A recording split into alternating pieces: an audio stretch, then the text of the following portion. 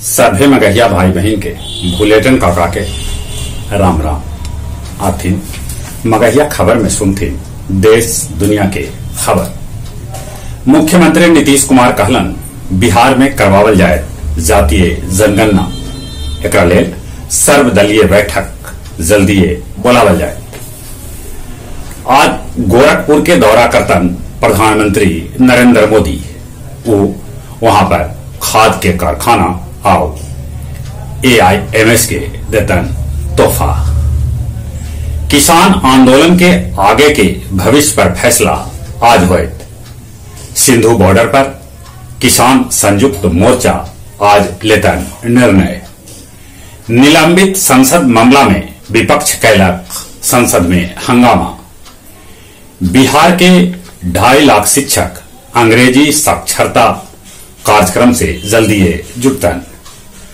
खाद के किल्लत से किसान परेशान हत, जहां तहां करित हथन धरना प्रदर्शन।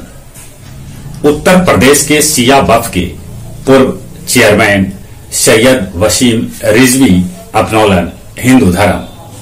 वो अपन नाम बदल के रखलन जितेंद्र नारायण सिंह त्यागी।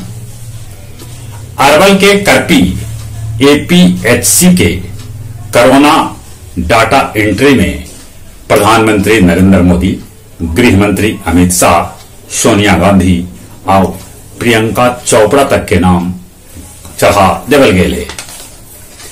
भारत और रूस के बीच व्यापार और रक्षा के क्षेत्र में करल गए 28 गो समझौता। पड़ोसी नेपाल में भी पहुंचल ओमिक्रॉन। वहां मिलन ओमिक्रॉन के 2 गो संक्रमित आदमी। म्यांमार के विशेष अदालत देश के आपदस्थ नेता आंग सान सू के सुनौलत 4 बच्चर के सजाए। फ्रांस में कोरोना के देखाई नाइट क्लब फिर से बंद कर देवल गए। कोरोना के चलते नोबेल पुरस्कार स्वीडन के जगह पर अमेरिका में दिल जाए थे। ओमिक्रॉन के देखाइत ओकरा से निपटे लेल मगध मेडिकल कॉलेज गया में 121 गो बेड सुरक्षित कर देवल गए। गया टीसन जल्दीए 4 मंजिला बन के तैयार हुए। पीपर घट्टी में कार से धरायल 450 बोतल दारू। बजीरगंज के तरमा में 2.5 बीघा के धान के फसल जर के राख हो गए।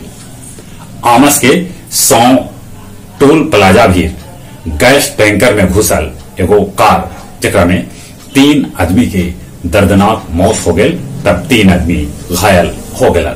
सभे वो शादी समारोह में जा रहा हल। और अब कुछ खेल के समाचार। भारत न्यूजीलैंड से टेस्ट सीरीज 1-0 से जीत लेलक।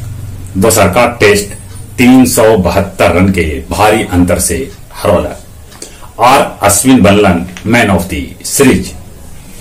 न्यूजीलैंड से छिनायल नंबर 1 के ताज 124 रेटिंग के साथ भारत ICC रैंकिंग में टेस्ट क्रिकेट में नंबर 1 हो गया। 15 बछर बाद रूस के मेदवेदेव के अगुवाई में रूस जीतल डेनिश कप। 47वीं बिहार राज्य कबड्डी प्रतियोगिता के महिला और पुरुष दोनों खिताब बेगूसराय जीतल।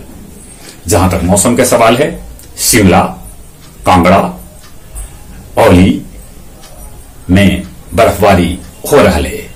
तमिलनाडु में हो रखे भारी बारिश। इधर ठंडा थोड़ा कम है, बाकी ठंडा बढ़त। चले चले अपने सभी से निहोरा कोरोना से बचे रहे मुंह नाक पर मास्क लगाते, सोशल डिस्टेंसिंग के पालन करते।